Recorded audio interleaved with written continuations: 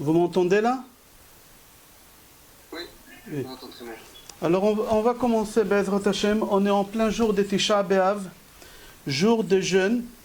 Le jour de Tisha B'Av, c'est un des 4 jeûnes que Chachamim ils ont instauré pour jeûner pour la destruction de Beth Amikdash.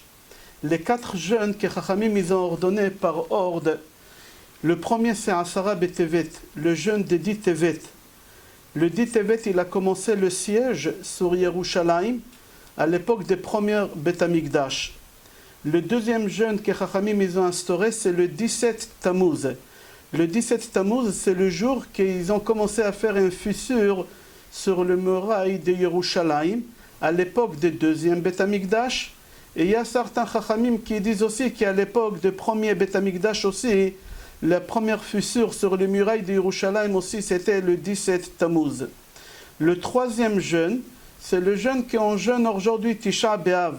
C'est le jour que les deux Beth Amikdash, ils étaient brûlés, Beth Amikdash Arishon et Beth Amikdash Ashini. Et le troisième jeûne, en ordre, c'est Gimel Tishrei. Le 3 Tishrei, c'est là Nebuchadnezzar, il a fait exiler tous les restes des Juifs qui restaient en Israël après qu'il a détruit le Beth Amikdash. Suite à ça, Chachamim ils ont instauré les 4 jeûnes. Total, on a 6 jeûnes dans l'année. Il y a 6 ta'aniyot, mais il y en a 4 qui sont liés directement à la destruction de Beth Amikdash. Le jeûne le plus grave, d'après certains Chachamim, c'est le jeûne de Tisha B'Av. Pour la simple raison qu'on voit que le Beth Amikdash il a été détruit, les deux Beth Amikdash ils étaient détruits les jours de Tisha B'Av. Mis à part ça, qu'on voit qu'il y a des choses qui sont exactement égales au jeûne de Yom Kippour, que le jeûne de Yom Kippour il est midéoraïta. Le jeûne de Kippour il commence la veille, le jeûne de Tisha B'Av il commence la veille. Le jour de Kippour on a 5 interdits, à Tisha B'Av aussi on a les 5 interdits. Alors d'après certains Chachamim ils disent que la gravité de Tisha B'Av il est beaucoup plus important que les 3 autres jeûnes. Mais il y a des rabbanim qui ne sont pas d'accord. Par exemple, Rabbi David Abou Derham dit que le jeûne des 10 Tevet, il est encore beaucoup plus important que Tisha B'Av. Pourquoi? Pour la simple raison que le jeûne de Tisha B'Av qui tombe Shabbat, alors on le fait repousser à Motzei Shabbat et dimanche. Mais le jeûne des 10 Tevet, s'il tombe Shabbat, on jeûne Shabbat. Rabban Gamliel, il a fait en sorte dans le calendrier que ça ne tombera pas Shabbat, mais avant qu'il a instauré, ça tombait Shabbat, alors on jeûnait Shabbat. Vous imaginez le jour des 10 Tevet, s'il tombe Shabbat, on doit jeûner Shabbat. Ou par exemple, s'il tombe un vendredi, comme cette année, j'espère qu'on n'aura pas besoin de jeûner, que le Mashiach il viendra, Be'ezrat Hashem, et qu'on aura le Beth Amikdash. Mais si le Mashiach ne viendra pas d'ici là, cette année, 10 Tevet, il tombera un vendredi, et il faudra qu'on jeûne vendredi, et on va rentrer Shabbat à jeun. Normalement, on n'a pas le droit de jeûner vendredi et rentrer à jeun Shabbat. C'est lui qui doit jeûner vendredi. Par exemple, il a l'habitude de jeûner pour le décès des parents, chas v'shalom. Alors juste avant qu'il aille à la synagogue vendredi soir, il doit prendre un café avec un gâteau. Il n'a pas le droit de rentrer à jeun vendredi. Mais le 10 Tevet, on continue le jeûne jusqu'à Kiddush de Shabbat. Alors d'après Rabbi David Abou Derham, il dit que le jeûne de 10 Tevet, il est beaucoup plus important que le jeûne de Tisha B'Av. Alors si tu dis que le jeûne de Tisha B'Av, il est moins important que le 10 Tevet, alors pourquoi les 10 Tevet, il n'y a pas les 5 interdits? Pourquoi il n'y a pas les 5 interdits? Pourquoi Tisha B'Av, que tu dis d'après toi, il est moins important, il y a les 5 interdits? Et on commence aussi la veille, le jeûne des 10 Tevet, c'est un jeûne court. Il fait à peu près 12 heures. On commence le matin à 5 heures du matin et on finit à 5 heures, 6 heures du soir, ça dépend chaque pays. Qui ici, le jeûne de Tisha B'Av, c'est un jeûne qui dure 25 heures à peu près.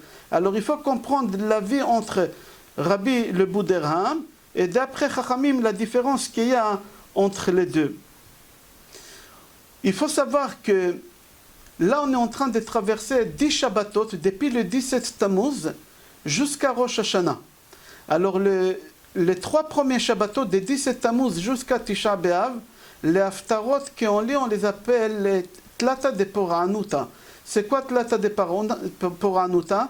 C'est les 3 haftarot que les prophètes, ils nous préviennent les catastrophes qui vont arriver sur les Béné Israël. La destruction des Beth Amikdash pendant 3 Shabbatot, jusqu'à Tisha B'Av. Et à partir de Tisha B'Av, le Shabbat d'après Tisha B'Av, Shabbat Vaetchanan, jusqu'à Rosh Hashanah, on appelle les Shiva de Nechamta, les 7 Shabbatot de consolation. Là, on va lire par exemple, ce Shabbat, on va lire Nachamu, Nachamu, Ami, les consolations. Le premier Shabbat, les Tlata de Poranuta, le premier Shabbat des mauvaises nouvelles, on lit la Haftara de Yirmiyahu, Jérémie. On lit dans la Haftara qu'Akadosh Baruch Hu montre à Jérémie un bâton d'un arbre. Mais on ne sait pas de quel arbre. Pourquoi? Parce qu'il n'y a pas les feuilles. Il n'y a pas de feuilles sur ce bois-là. Alors, Akadosh Baruch Hu demande à Jérémie dans la Haftara qu'on a lu, est-ce que tu vois quelque chose? Alors Yirmiyahu dit à Akadosh Baruch Hu, Makel shaked ani roé. Je vois un bois d'un arbre amandier, shaked amandier. Akadosh Baruch Hu lui dit, Tov ata roé. Tu as bien vu. Pourquoi? Parce que je vais faire la catastrophe que je suis en train de t'annoncer, la destruction de Beth Amikdash, vite. Parce que shaked al devara yani. C'est-à-dire que je vais faire vite la catastrophe, elle va arriver. Il faut compter à peu près 21 jours, de 17 Tammuz jusqu'à Tisha B'Av, il y a 21 jours. En 21 jours, la catastrophe, elle va arriver. C'est-à-dire qu'Akadosh Baruch Hu, il annonce à Yirmiyahu qu'il y a une catastrophe qui va durer pendant 21 jours. Elle va commencer le 17 Tammuz, comme on a expliqué tout à l'heure, qu'est-ce qui s'est passé le 17 Tammuz, premier Beth Amikdash, et deuxième Beth Amikdash, et d'après certains avis aussi le deuxième Beth Amikdash, les murailles la fissure sur les murailles de Yerushalayim. Et suite à ça, qu'est-ce qui va se passer? Le Beth Amikdash, il va être détruit au 21e jour. Alors pourquoi Kadosh Baruch Hu lui montre un bateau d'amandier? Parce qu'il y a une Gemara qui nous explique qu'il y a des arbres, des fruits, qui avec des animaux, ils sont liés. Et on va voir cette Gemara à l'intérieur, comment la Gemara elle explique. Il y a une Gemara Bechorot, dans page Chet, là-bas la Gemara, elle fait une comparaison entre le monde animal et le monde végétal. Le monde végétal, il y a des arbres qui font des fruits, et il y a des animaux face à ça. Je l'ai à l'intérieur dans Gemara Bechorot, page Chet. Là-bas la Gemara dit comme ça, Tanu Rabbanan, Chachamim il nous enseigne. Tarnegolet, les 21 les 21 yom. La poule, à partir du moment que la poule elle est pleine, jusqu'à que l'œuf sort et le poussin sort, il y a 21 jours. Face à ça, il y a un arbre, à partir du moment qu'il y a un bourgeon qui sort, la fleur, jusqu'à qu'on peut commencer à manger ces fruits-là, c'est l'amandier. 21 jours. C'est-à-dire la poule, à partir du moment qu'elle est en gestation, jusqu'à que le poussin sort, il y a 21 jours. L'amandier, à partir du moment qu'il y a la fleur, jusqu'à qu'on peut commencer à manger l'amande, il y a 21 jours. C'est-à-dire que la catastrophe qu'elle va arriver, qu'Akadosh Baruch Hu il annonce à Yirmiyahu, 21 jours, comme l'amande. C'est pour ça qu'Hachem lui a montré l'amandier. Je continue la Gemara. Kelev le chamishim yom ou kenegdo ba'ilan te'ena. Un chien, à partir du moment qu'il est en gestation, jusqu'à qu'il fait naître, il y a 50 jours, et face à ça, il y a la figue. Le figuier, à partir du moment qu'il y a un bourgeon et qu'on peut commencer à consommer la figue, il y a 50 jours. Je continue la Gemara. Chatoul, chamishim veshtaim yom, ou kenegdo ba'ilan, tout. La Gemara dit qu'à partir du moment que le chat il est en gestation jusqu'à qu'elle fait bas, il y a 52 jours, et face à lui, dans le monde végétal, il y a la fraise, il y a 52 jours. Chazir, le cochon, shishim yom, 60 jours. Ou kenegdo ba'ilan, tapouach. Et face à lui, dans le monde végétal, c'est la pomme, le pommier. À partir du moment qu'il y a une fleur, qu'il y a le bourgeon, jusqu'à qu'on peut consommer la pomme, il y a exactement 60 jours. Qu'est-ce qui nous intéresse dans cette Gemara que je viens de citer? C'est la première ligne. Dans la première ligne, c'est marqué que la poule, au moment qu'elle est pleine, elle est en gestation, jusqu'à ce que le poussin sort, il y a exactement 21 jours. Ici, la Gemara dit que face à lui, il y a quoi? Il y a face à lui la Dieu. Pourquoi la Dieu? On va voir ce qui s'est passé dans la Gemara. La Gemara, elle dit qu'Akadosh Baruch Hu, il a dit à Yirmiyahu que dans 21 jours, il y a une catastrophe qui va se passer, et 21 jours noirs que le peuple juif il va traverser. Venez, on va voir une Gemara qu'elle nous raconte, dans la même Gemara, là-bas la Gemara dans page Chet Amud Bet, elle nous raconte une histoire. C'est quoi l'histoire? À l'époque, les gens les plus intelligents, qu'on disait qu'ils étaient très intelligents, c'est les personnes qui habitaient à Athènes. Et eux, les gens d'Athènes, les sages d'Athènes, ils ont entendu qu'en Israël, à Yerushalayim, il y a quelqu'un qui est beaucoup plus intelligent qu'eux, qui s'appelait Rabbi Yoshua ben Hanania. Alors eux, ils ont envoyé un messager à Rabbi Yoshua ben Hanania, et ils lui ont dit, on a entendu sur toi que tu es quelqu'un de très intelligent. Nous, on va te tester. La première chose qu'on va te tester, nous, on va se cacher quelque part dans le monde. Et il faut que tu nous trouves. Vous imaginez quelqu'un qui se cache quelque part dans le monde, pas quelqu'un qui se cache quelque part dans une rue. Et il faut que tu le trouves dans une grande rue, et il faut que tu trouves cette personne. Ici, eux, ils lui disent, on va se cacher quelque part dans le monde, et il faut que tu nous trouves. Et au moment que tu vas nous trouver, nous, on va te poser des questions. Rabbi Yoshua ben Hanania, il a accepté ce jeu. Il les a retrouvés après quelques semaines. Au moment qu'il les a trouvés sur une île, ils lui ont posé quelques questions. Et parmi les questions, il y a une question qui nous intéresse. Et eux, ils étaient tellement sages qu'ils ne parlaient pas beaucoup. Quand ils posaient des questions, ils parlaient peu, mais c'était avec des gestes. Et les gestes qu'ils ont fait à Rabbi Yoshua ben Hanania, ils lui ont ramené 2 œufs. Un œuf, ils lui ont dit qu'elle vient d'une poule blanche. Il faut que tu nous le dis quel œuf elle vient de la poule blanche. Ils lui ont montré un œuf qu'elle vient d'une poule noire. Il faut que tu nous dis maintenant, ces 2 œufs ils sont devant toi, tu nous dis quel œuf elle vient de quelle poule. On ne peut pas savoir. Tant que le poussin ne sort pas, on ne peut pas savoir. Il faut être très fort. Rabbi Yoshua ben Hanania, il leur a dit, je vais vous répondre sur la question. Qu'est-ce qu'il a fait? La Gemara dit qu'il est parti ramener 2 boîtes de fromage de chèvre. Et il leur a dit, écoutez-moi bien, il y a une boîte de fromage de chèvre qui est faite d'une chèvre noire, et il y a une boîte de fromage de chèvre qui est faite d'une chèvre blanche. Si vous allez me dire quelle boîte elle vient de quelle chèvre, moi je vais vous dire quel œuf de quelle poule elle vient. Ils lui ont dit la réponse, elle est très forte. C'est-à-dire qu'il y a des questions que nous, on n'a pas compris, et il y a une réponse que Rabbi Yoshua ben Hanania, il leur donne, qui eux, ils disent la réponse, elle est très bonne, et on n'a pas compris la réponse. Alors il faut comprendre les questions et les réponses. Alors on va expliquer, le Maharsha, il explique. Le Maharsha, dans la Gemara là-bas qu'on a cité, dans Pashret Amud Bet, le Maharsha, il explique. Et il dit que Rabbi Yoshua ben Hanania, la question que les sages d'Athènes ils lui ont posée, ils lui ont dit, la poule, le temps qu'elle est en gestation, c'est 21 jours. Jusqu'à ce que le bébé sort, le poussin sort. Vous, les Juifs, vous avez 2 groupes de 21 dans l'année. Nous, les Juifs, on a 2 groupes de 21 jours. Nous, on a un groupe de 21 jours noirs, c'est de 17 Tammuz à Tisha B'Av. Ça symbolise l'œuf qu'elle vient de la poule noire. Et on a un deuxième groupe de jours de 21 dans l'année qui symbolise l'œuf qui vient de la poule blanche. C'est quoi? C'est les 21 jours qu'on a de Rosh Hashanah à Hoshana Rabbah. On a 21 jours de Rosh Hashanah à Hoshana Rabbah.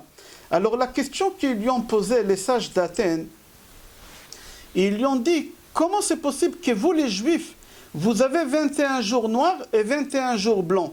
Il faut que tu nous expliques qu'est-ce qu'il y a dedans. Il y a quelque chose qu'on doit comprendre et nous, avec toute notre sagesse, on n'a pas réussi à comprendre. Alors Rabbi Yoshua ben Hanania, il leur donne la réponse. C'est quoi la réponse? C'est la chèvre.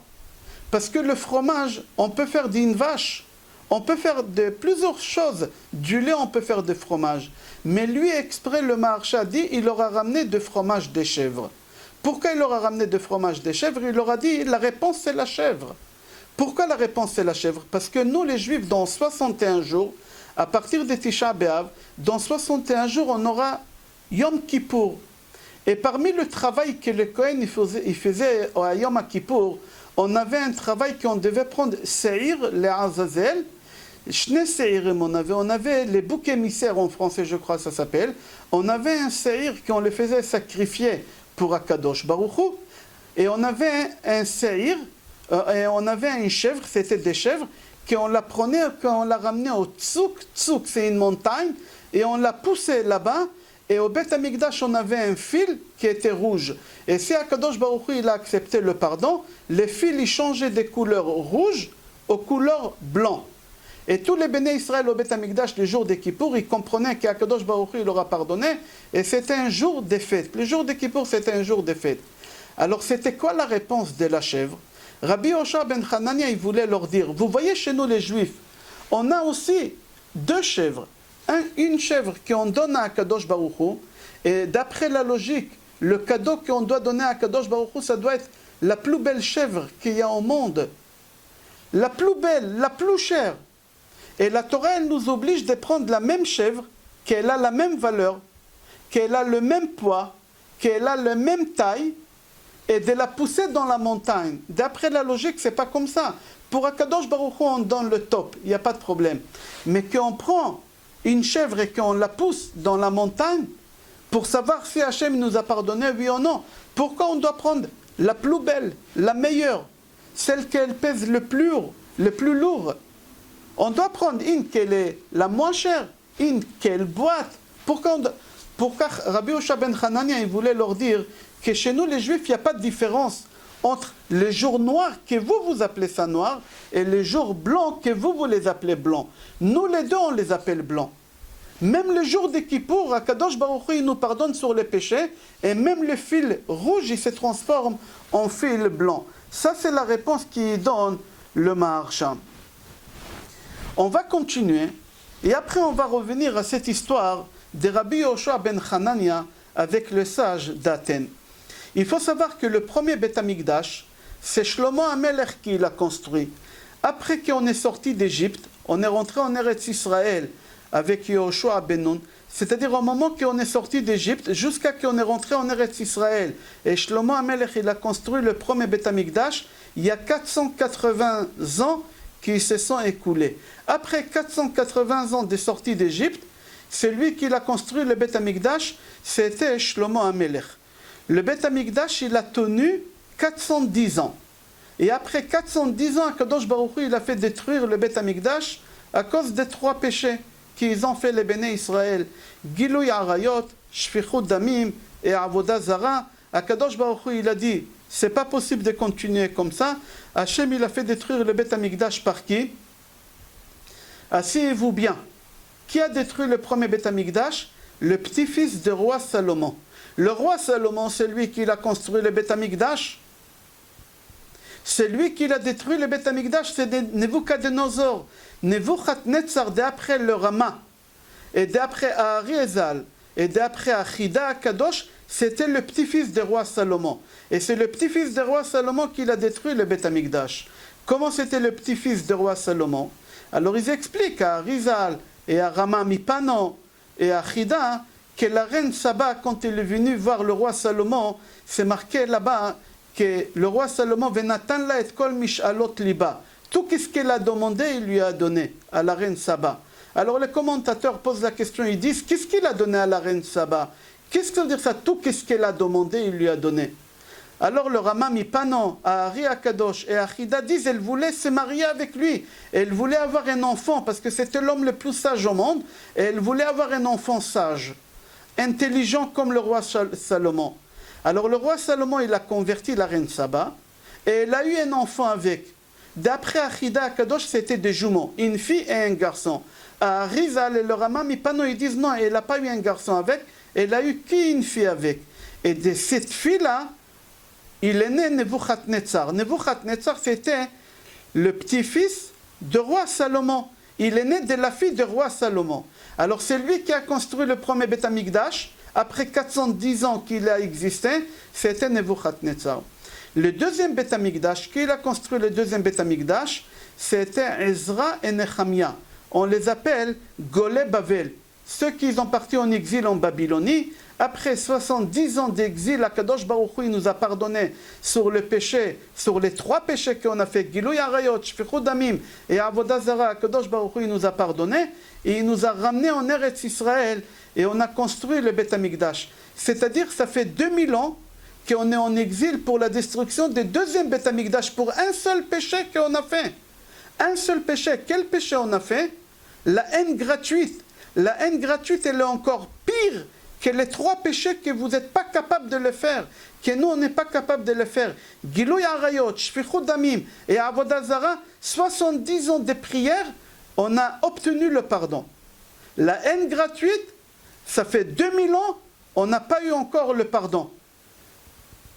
On n'a pas eu le pardon. 1952 ans exactement, jour pour jour, on n'a pas eu le pardon pour la haine gratuite. Les 2 Beth Amikdash, ils étaient détruits les jours de Tisha B'Av. Venez, on va voir qu'est-ce qu'elle dit la Gemara dans Gittin.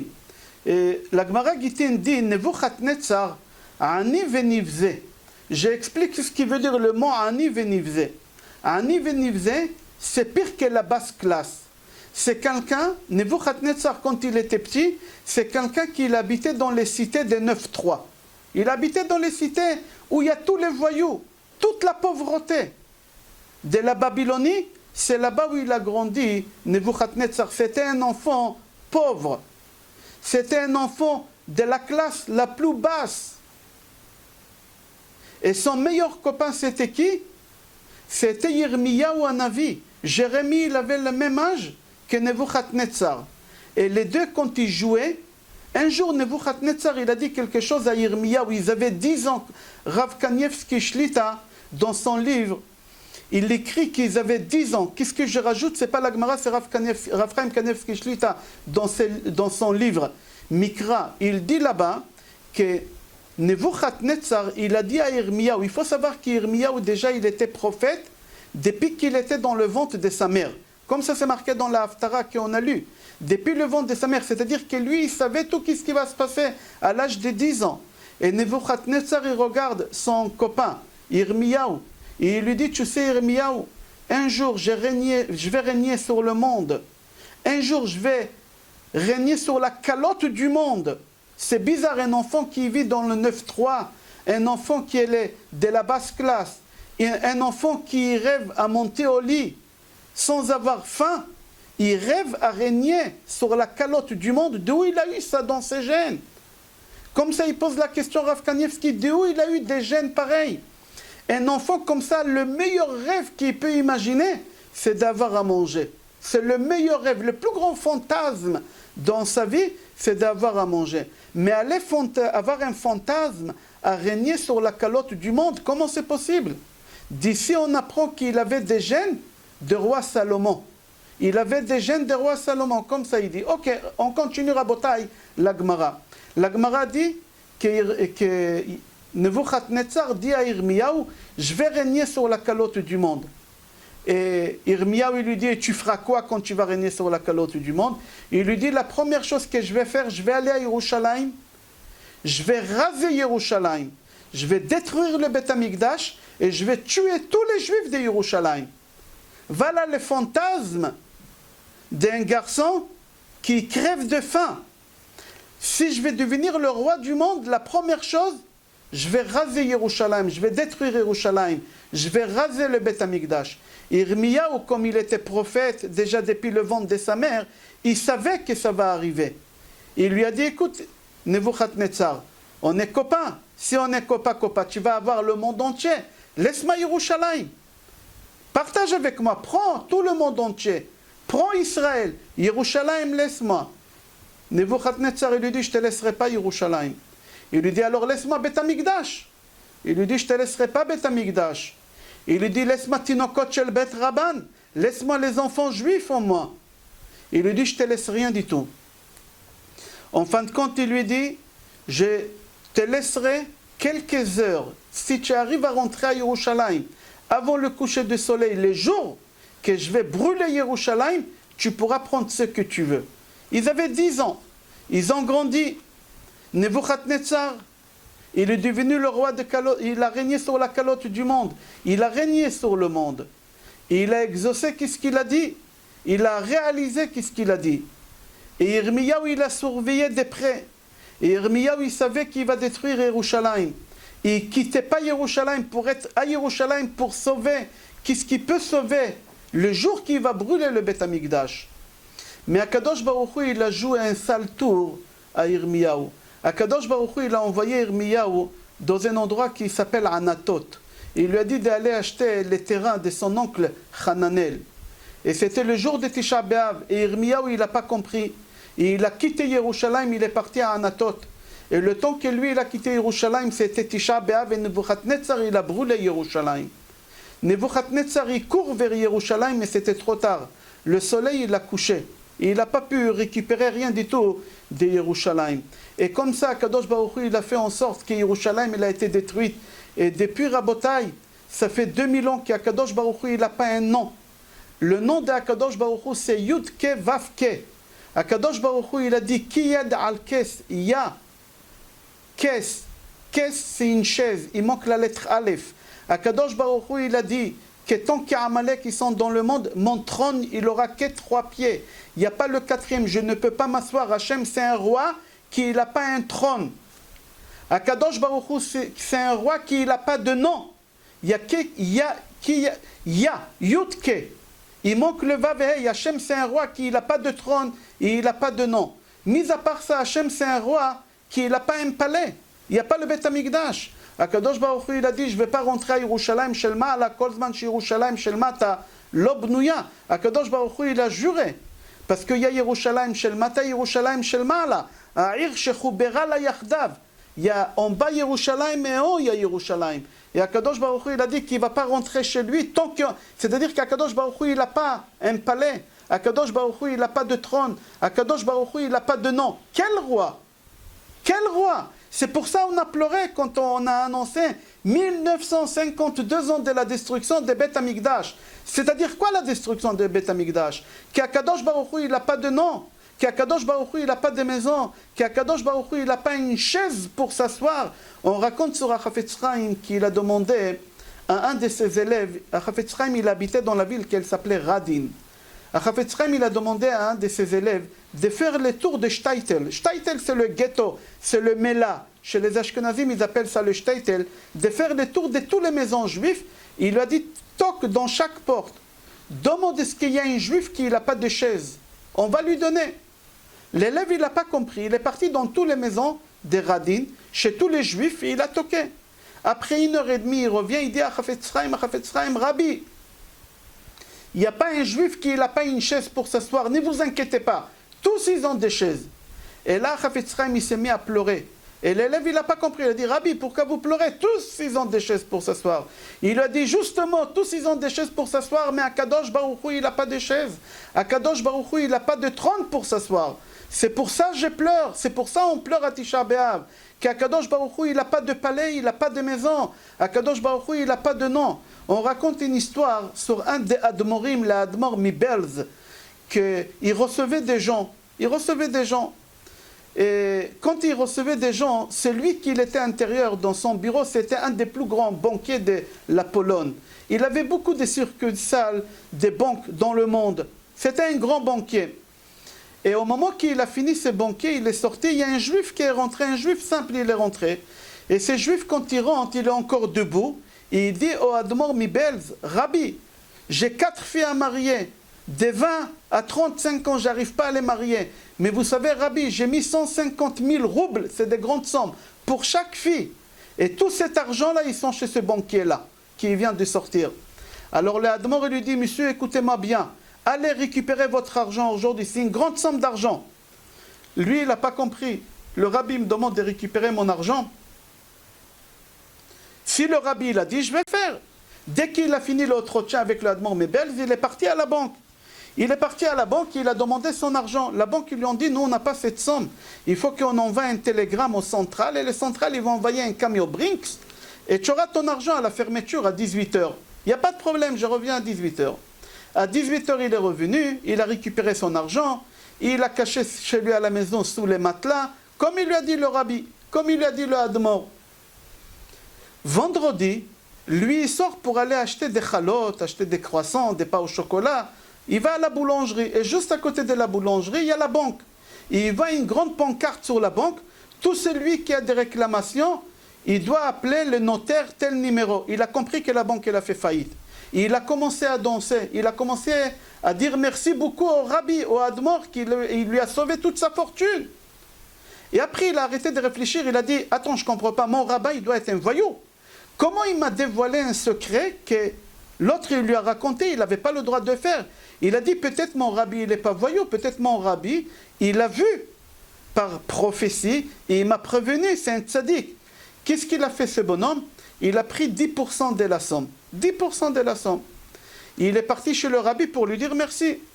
Il va chez le Admor, et il dit au Admor, je voulais vous dire merci, il y a ici 60 000 roubles, 10% de ma somme, que vous m'avez sauvé. Il a dit, moi je t'ai sauvé de l'argent, c'est quoi cette histoire?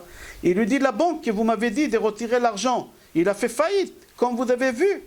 Il a dit, la banque, elle a fait faillite. Il lui dit, oui. Et le rabbi, il a commencé à pleurer, à pleurer. Il a dit, mais pourquoi vous pleurez? Il a dit, tu sais combien de juifs, ils ont perdu leur bien maintenant à cause de cette faillite? Il a dit, mais monsieur le rabbin, vous n'avez pas su, vous ne savez pas ça, cette chose? Il lui a dit, non, je ne savais pas. Il a dit, mais pourquoi vous m'avez dit de retirer l'argent alors? Écoutez, Rabotaï, la réponse, ça fait froid au dos. Et nous, on va comprendre, chacun il doit réfléchir avec cette réponse, comment il doit finir aujourd'hui Tisha B'Av. On prie qu'Akadosh Baruch Hu, il va nous envoyer le Mashiach avant la fin de ce Tisha B'Av Be'ezrat Hashem. Le Rav, il lui a dit, écoute, je vais te dire pourquoi je t'avais dit de retirer cet argent. Ce banquier-là, chaque fois quand il ouvre une succursale quelque part dans le monde, il vient me demander une bracha pour la réussite de cette succursale. Le jour qu'il est venu là, ce dimanche, il ne m'a pas dit, il ne m'a pas annoncé qu'il a ouvert une succursale. Je lui ai dit, pourquoi tu es venu? Il m'a dit, je suis venu te demander, prie fort, fort que le Mashiach, il vient. Il m'a dit, jamais il m'a demandé le Mashiach. Quand est-ce qu'un juif, il demande que le Mashiach, il vient? Un juif, il demande que le Mashiach, il vient quand il a des problèmes. Quand les juifs, ils reçoivent des mauvais résultats de docteurs, des laboratoires, quand il reçoit des lettres des tribunaux, alors tout de suite il dit, il faut que le Mashiach, il vient. Un juif, jamais il demande le Mashiach quand tout va bien. La veille de départ des vacances, personne ne veut que le Mashiach il vient. Bon d'accord, le Mashiach il va venir, qui vient en septembre à la rentrée. Il ne faut pas déranger le programme. J'ai un programme maintenant, je dois voyager en vacances quelque part. Quand tout va bien... Alors moi j'ai compris que tout va mal chez lui. C'est pour ça que je t'avais dit de retirer l'argent. Si lui il vient, il demande que le Mashiach il vient, c'est-à-dire que ça ne va pas. C'est ça qu'est-ce qu'on doit comprendre aujourd'hui, qu'est-ce qui doit nous accompagner après la journée qu'on est en train de traverser. Combien on doit demander à Akadosh Baruch Hu le Mashiach? Venez, on va voir ce qu'il dit Rabbi Tzadok HaKohen Milublin au nom de son Rav. Rabbi Tzadok HaKohen Milublin, son Rav il s'appelait Admor Mi'itzeba. Son Rav il lui a dit comme ça, sache, chaque fois quand tu vois une histoire dans la Gemara, tu prends une tome dans la Gemara, il y a 20 tomes. Si dans un tome, tu trouves une histoire, sache que l'histoire, elle est liée avec la Gemara elle-même. Comme ça, il lui a dit. Et lui, il n'a pas compris. Il a dit, Rav, vous pouvez me donner des exemples? Il lui a dit, je vais te donner 2 exemples. Le premier exemple, il lui dit, si tu prends Gemara Shabbat, page Peichet et page Peitet, là-bas on parle de quoi? On parle de don de la Torah. Le jour qu'Akadosh Baruch Hu, il a transmis à Moshe Rabbeinu l'étape de la loi, et Moshe Rabbeinu il est descendu avec l'étape de la loi, c'est donc Gemara Shabbat. Quel rapport il y a le don de la Torah avec Gemara Shabbat? Tout simplement que les Koulé Alma, tout le monde ils sont d'accord que Nitna Torah be Shabbat, qu'Akadosh Baruch Hu il a donné la Torah le jour de Shabbat. On a reçu alors c'est pour ça, toute l'histoire de don de la Torah il est dans Shabbat. De là-bas aussi on apprend entre parenthèses, Rav Kugler dit que tous les halachot de Choupa, on apprend aussi de Shabbat, de Matan Torah. Pourquoi? Parce que dans la Choupa, quand on fait un Choupa, qu'est-ce qui se passe? On rentre sous la Choupa. Tout le monde, ils sont debout. Il y en a qui ont l'habitude de rentrer avec des bougies. On fait les Sheva Brachot à voix haute. On chante. On lit l'Aktuba à voix haute. Et au moment qu'on fait les Sheva Brachot, tout le monde y tient debout. Tout ça, on apprend des dons de la Torah. Quand Hachem il nous a donné la Torah, Hachem il a pris le mont Sinaï, il nous a mis sur la tête, c'est la choupa. On avait des éclairs. Les éclairs, c'est les bougies. On avait des tonnerres. Les tonnerres, c'est les chants. Quand on lit les Sheva Brachot, quand on lit la Ktuba. Et tout le monde, ils sont debout quand on fait les Sheva Brachot. C'est marqué dans Matan Torah, dans Yitro. Parachat de cette semaine, on lira aussi la Aseret Adibrot. Mais dans Yitro, c'est marqué là-bas, Vayamdo Ha'am, Vayano Merachok. Que tous les peuples juifs, quand Hachem nous a donné la Torah, ils se sont tenus debout. Alors de là-bas, ok Rabotai, je referme cette parenthèse. Rabbi Tzadok HaKohen Milublin dit, pourquoi Gemara, Shabbat, dedans il y a le don de la Torah? Pour la simple raison qu'on a reçu la Torah le jour de Shabbat. Il lui a donné un deuxième exemple. Il lui dit donc, Gemara Gittin, on parle là-bas de la destruction de Beth Amikdash. Des deux Beth Amikdash, Beth Amikdash Rishon et Beth Amikdash Hasheni. Quel rapport il y a Gemara Gittin? Gittin, c'est le get, c'est le divorce. Quel rapport il y a Gemara Gittin avec la destruction de Beth Amikdash? Avant d'expliquer, on va raconter deux histoires qu'il y a dans cette Gemara Gittin concernant la destruction de Beth Amikdash. La destruction de Beth Amikdash dans Gemara Gittin, page Nun Vav, tous on connaît l'histoire de Kamtsa et Bar Kamtsa. Alors je vais la raconter très vite, mais ce n'est pas à cause de ça que le Beth Amikdash il a été détruit. Ce n'est pas à cause de Kamtsa et Bar Kamtsa. Akadosh Baruch Hu il a tamponné, mais Akadosh Baruch Hu il n'a pas donné l'ordre d'exécuter la destruction. Il s'est passé une histoire que les gens ne connaissent pas beaucoup. D'abord je vais raconter l'histoire de Kamtsa et Bar Kamtsa très vite, parce que tout le monde il la connaît. C'est un monsieur qui a marié sa fille. Et à l'époque, les gens, ils n'avaient pas de WhatsApp et tous ces moyens qu'on a aujourd'hui d'inviter des gens au mariage. À l'époque, les gens, ils faisaient des porte-à-porte. Ce soir, ma fille, elle se marie, vous êtes invités. Ça va se passer à la synagogue. C'était comme ça à l'époque. Alors le bonhomme qui mariait sa fille, il a dit au messager, va voir Kamtsa. Et dis à Kamtsa que je marie ma fille qui vient. Le problème, que le messager, au lieu d'aller voir Kamtsa père, il est parti voir Kamtsa fils. Il est parti voir le fils. Les deux, ils s'appellent Kamtsa. Il s'est trompé. Et le problème que le papa de la mariée, c'était son pire ennemi. Le fils Kamtsa, c'était son pire ennemi. Et la soirée, elle arrive. Et le fils Kamtsa, il s'est dit, s'il m'invite, il veut faire le shalom. Il veut faire la paix. Alors je vais aller vers lui. Il est parti. Il s'est assis dans la salle. Ou juste devant la table d'honneur. Qui il était assis devant la table d'honneur? Tous les Tanaïm, tous les grands rabbanim, ils étaient assis là-bas. Rabbi Zecharia ben Apkolis, tous les rabbanim, ils étaient assis là-bas. Et quand le papa de la fille rentre, il lui dit, hey, qu'est-ce que tu fais là, toi? Qui t'a invité? Il lui dit, écoute, ne me fais pas honte. Je paye mon plat. Il dit, j'ai pas besoin de ton argent, sors dehors. Devant tous les rabbanim, aucun rabbi l'a branché. Devant tous les rabbanim. Il lui a dit, je te paye la moitié de la soirée, toute la soirée. Il lui a fait honte devant tout le monde. Qu'est-ce qu'il a fait, ce Bar Kamtsa? Il est parti voir Adrianos. Il a dit à Adrianos, Mardou Becha Am Israël. Ils sont en train de préparer une révolte contre toi. Il lui a dit, comment tu peux me prouver? Il lui a dit, ramène-moi un sacrifice, parce qu'un gars, il peut faire des sacrifices et tu vas voir. Et qu'est-ce qu'il a fait, Bar Kamtsa? Il a rendu le sacrifice pas cachère. Pour prendre un sacrifice au Beth Amikdash, il faut qu'il n'y ait pas un défaut. S'il y a un défaut, on ne peut pas le faire sacrifier. Et lui, qu'est-ce qu'il a fait? Il lui a fait une ouverture dans la bouche. Alors, ce n'était pas symétrique. Il lui a fait une ouverture par là. Il lui a fait une ouverture dans l'œil. Alors, l'œil, elle n'était pas symétrique. Pourquoi il lui a fait une ouverture dans la bouche et dans l'œil? Il voulait faire un signe au rabbanim. Vous avez vu? Vous avez vu qu'est-ce qu'il m'a fait? Vous n'avez pas branché, vous n'avez rien dit. Voilà, vous allez perdre le Beth Amikdash. Et Akadosh Baruch Hu, il a tamponné la destruction du Beth Amikdash. Mais ce n'est pas à cause de ça qu'on a perdu le Beth Amikdash. La Gemara, elle raconte là-bas une histoire qu'il n'y a pas beaucoup de gens qui la connaissent. C'est une histoire qu'elle s'appelle Shulia de Nagra. C'est quoi Shulia de Nagra? L'apprenti des menuisiers. C'est quoi l'apprenti des menuisiers? Il y a un monsieur qui avait une menuiserie. Et il avait un apprenti, un jeune homme qui travaillait chez lui, il était apprenti. Et le menuisier, il avait une belle femme. Et l'apprenti, il a mis l'œil sur la femme des menuisiers. Et la menuiserie, elle ne marchait pas comme il faut. Il a failli presque déposer le bilan. Et le menuisier, il a dit à son apprenti, tu ne veux pas investir dans mon affaire? Il lui a dit, investir non, mais si tu veux, je te prête. Je te prête la somme que tu veux. Il a dit, alors prête-moi pour reprendre l'affaire, pour refaire démarrer l'affaire. Il lui a dit, il n'y a pas de problème, envoie-moi ta femme ce soir et je vais lui donner la somme. Le Ben Ishra, il pose la question, pourquoi la femme? Il dit, parce que la femme, elle a l'Aktuba. Le mari, il était en faillite, il n'a aucune garantie, il ne peut pas signer un papier de reconnaissance des dettes. La femme, elle avait l'Aktuba, elle pouvait... Alors, je referme la parenthèse, ça c'est le Ben Ishra. Alors, qu'est-ce qu'il fait ce bonhomme, le menuisier? Il envoie sa femme. L'apprenti, il prend la femme, il la garde chez lui. Le mari, il arrive après quelques temps, il dit à son apprenti, tu as vu ma femme? Il lui dit, j'ai pas vu ta femme, je lui ai donné l'argent, elle est partie, et j'ai vu des garçons, ils ont abusé d'elle. Des garçons, ils ont abusé de ma femme? Oui. Qu'est-ce que je dois faire? Ben, divorce. Tu n'as pas le droit de rester avec elle.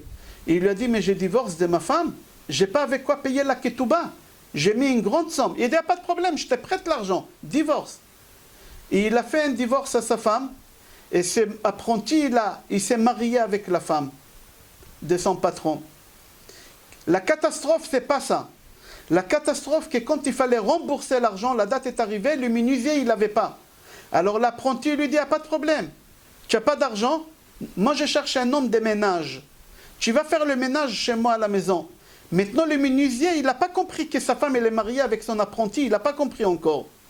Quand il arrive chez lui à la maison, et c'était l'heure des repas, et l'apprenti, il lui dit, sers-nous du vin à moi et à ma femme. Et lui, il arrive avec la bouteille du vin pour servir, et il voit que c'est son ex. Elle s'est mariée avec l'apprenti, et lui, il est en train de leur servir, et il y a des gouttes de larmes qui ont coulé. Ils ont tombé dans le vin. Le vin, c'est quoi? C'est la rigueur. Midat Adin. Les larmes, c'est Midat Arachamim. Ils se sont mélangés, Midat Adin et Midat Arachamim. Vegavro Midat Adin al Midat Arachamim. Et là, Kadosh Baruch Hu, quand il a vu des larmes, Akadosh Baruch Hu, il est sensible avec des larmes. Tout de suite, il a donné l'ordre l'exécution d'aller détruire le Beth Amikdash. C'est-à-dire, le Beth Amikdash, il a été détruit à cause de quoi? À cause des larmes. Et le Beth Amikdash, il va être construit aussi grâce aux larmes. Si on saura comment pleurer, comment demander à Kadosh Baruch Hu d'avoir le Beth Amikdash, Akadosh Baruch Hu, il va nous donner le Beth Amikdash. Mais Akadosh Baruch Hu, il attend avec des larmes. On n'a pas le temps maintenant on n'a pas assez de temps pour expliquer pourquoi avec des larmes, ça vient de Rachel Imeno, Rachel Mevakal, Banea, Yosef qui pleure, Binyamin qui pleure, parce que Binyamin, le Beth Amikdash, il était construit chez lui, et Yosef, il pleure à cause de ça. Il n'y a que des larmes sur Beth Amikdash, que des larmes, toujours que des larmes. Alors, l'exécution, Akadosh Baruch Hu, il a fait sortir. Quand est-ce qu'il y a des larmes? Et Akadosh Baruch Hu, il va donner l'exécution de construire le Beth Amikdash, quand est-ce? Quand il y a des larmes qui vont arriver ici.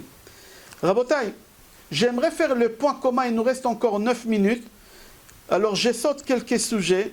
J'aimerais comprendre le point commun qu'il y a entre Rosh Hashanah et Kippour. Entre Rosh Hashanah et Kippour.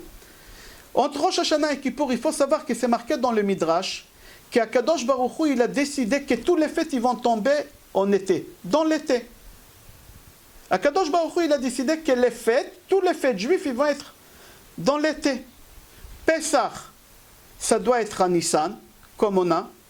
Pesach Sheni, ça doit être à Iyar. Matan Torah, Shavuot, ça doit être le Vav Sivan, comme on a.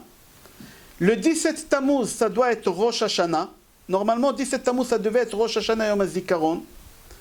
Tisha B'Av, ça devait être Yom Kippour Tisha B'Av. Tishrei, ça devait être Elul, ça devait être Sukkot, et Hoshana Rabbah à Tishrei. C'est-à-dire Tisha B'Av, ça devait être quoi? Kippour. C'est-à-dire que Kippour et Tisha B'Av, ils sont liés. Et c'est pour ça, les interdits de Kippour, on les garde à Tisha B'Av, même que Tisha B'Av, c'est moins grave que dit Tevet, comme on a expliqué au début du cours. Pourquoi? Parce que Tisha B'Av, aujourd'hui, ça devait être Kippour. Aujourd'hui, on ne devait pas lire la paracha qu'on a lue aujourd'hui. Aujourd'hui, on devait lire la paracha qu'on lit à Kippour, normalement. Ça devait être Kippour. Mais à cause des péchés qu'on a fait le 17 Tammuz, le Vodor, Akadosh Baruch Hu, il a repoussé tous les fêtes pendant le mois de Tishrei. J'aimerais comprendre pourquoi il y a un lien aussi fort entre Kippour et Tisha B'Av. Pourquoi il y a un lien? Même Kippour, il devait être à Tisha B'Av. Venez, on va aller un peu plus profond, ça va prendre 6 minutes, Be'ezrat Hashem. À Tisha B'Av, on marche sans chaussures. À Kippour, on marche aussi sans chaussures.